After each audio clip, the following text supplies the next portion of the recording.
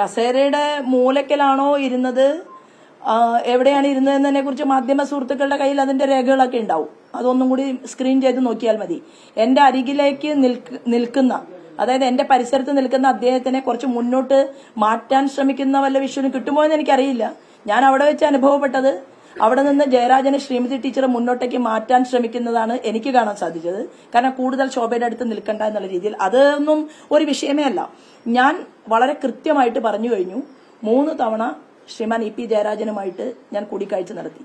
ഞാൻ കൂടിക്കാഴ്ച നടത്തി എന്ന് ഞാൻ പറയുകയും കൂടിക്കാഴ്ച നടത്തിയിട്ടില്ല എന്ന് ശ്രീമാൻ ഇ പി ജയരാജൻ പറയുകയും, എന്നാൽ കേരളത്തിന്റെ പൊതുസമൂഹത്തിനെ കൃത്യമായി ശ്രീമാൻ ജയരാജന്റെ ശരീരഭാഷയിൽ നിന്ന് തന്നെ ഈ കാര്യങ്ങളൊക്കെ നടന്നിട്ടുണ്ട് എന്ന് ബോധ്യപ്പെടുകയും ചെയ്തതിനു ശേഷവും ഇത്തരത്തിലുള്ള ഒരു ചോദ്യത്തിനും ഉത്തരത്തിനും പ്രസക്തിയുണ്ട് എന്ന് ഞാൻ കരുതുന്നില്ല. പക്ഷെ ഇപ്പോഴും എനിക്ക് പറയാനുള്ളത്, കേരളത്തിന്റെ മുഖ്യമന്ത്രി പിണറായി വിജയൻ പാപി എന്ന് വിളിച്ച, വിശ്വസിക്കാൻ കൊള്ളാത്തവൻ എന്ന് വിളിച്ച, ഫ്രോഡ് എന്ന് വിളിച്ച, ഗോവിന്ദൻ മാഷും വീണ്ടും ആവർത്തിച്ചുകൊണ്ട് ഫ്രോഡ് എന്ന് പറഞ്ഞ അതേ നന്ദകുമാറിനെ ഒരിക്കൽ പോലും തള്ളിപ്പറയാൻ ശ്രീമാൻ ഇ പി ജയരാജൻ തയ്യാറായിട്ടില്ല എന്നുള്ളത് കേരളത്തിന്റെ പൊതുസമൂഹം മുഴുവൻ നോക്കിക്കണ്ടതാണ്.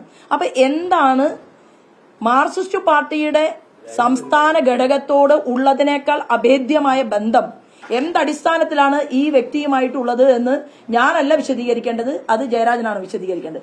ഇ പി ജയരാജൻ പറഞ്ഞു കഴിഞ്ഞു ശോഭാ സുരേന്ദ്രനെതിരായിട്ട് നിയമ നടപടിയുമായിട്ട് മുന്നോട്ട് പോകുമെന്ന് അദ്ദേഹം പറഞ്ഞതിന്റെ ശ്രദ്ധയിൽപ്പെട്ടു.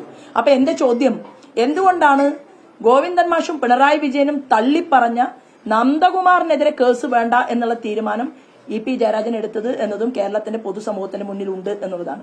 എനിക്ക് പറഞ്ഞതിനേക്കാൾ കൂടുതലായിട്ട് ഒന്നും പറയാനില്ല.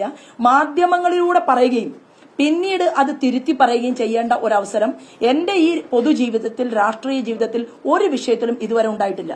ഞാൻ പറഞ്ഞതിൽ ഉറച്ചു നിൽക്കുകയും മുന്നോട്ട് പോവുകയും ചെയ്യുന്ന ഒരു പൊതുപ്രവർത്തകയാണ്.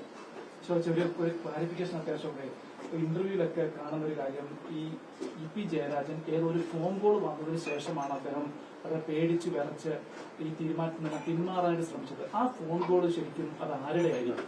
അല്ല, ഞാൻ മനസ്സിലാക്കുന്നത് കേരളത്തിന്റെ മാർക്സിസ്റ്റ് പാർട്ടിയുടെ നേതൃത്വവും അതുപോലെ തന്നെ കേരളത്തിലെ സംസ്ഥാനത്തിന്റെ മുഖ്യമന്ത്രിയുടെയും ഭാഗത്തു നിന്ന് വളരെ കൃത്യമായിട്ടുള്ള ബോധപൂർവമായിട്ടുള്ള കരുനീക്കം നടന്നിട്ടുണ്ട് എന്ന് തന്നെയാണ് ഞാൻ കരുതുന്നത്. അതിൽ ശ്രീമാൻ ജയരാജൻ അസ്വസ്ഥനായിരുന്നു. അദ്ദേഹം അതിൽ വളരെയധികം ദുഃഖിതനായിരുന്നു. തീർച്ചയായിട്ടും ഇങ്ങനെ ഒരു തീരുമാനം എടുത്തതിന് ശേഷം പിന്മാറേണ്ടി വന്നതിൽ വലിയ ഒരു ദുഃഖം അദ്ദേഹത്തിന്റെ മനസ്സിലും അദ്ദേഹത്തിന്റെ മുഖത്തും നേരിട്ട് കാണാൻ സാധിച്ച ഒരു വ്യക്തി എന്നുള്ള രീതിയിൽ ഞാൻ പറയാൻ ആഗ്രഹിക്കുന്നത് ഒറ്റ കാര്യമേ ഉള്ളൂ. അങ്ങനെ പിന്തിരിഞ്ഞു പോന്ന ഒരാൾ വീണ്ടും നമ്മളെ കാണാൻ ശ്രമിക്കുന്നു, കാണണമെന്ന് ആവശ്യപ്പെടുന്നു. എന്റെ സ്വഭാവം അനുസരിച്ച് ഞാൻ അദ്ദേഹത്തെ കാണാൻ ആഗ്രഹിച്ച ഒരാളെയല്ല പിന്നീട്.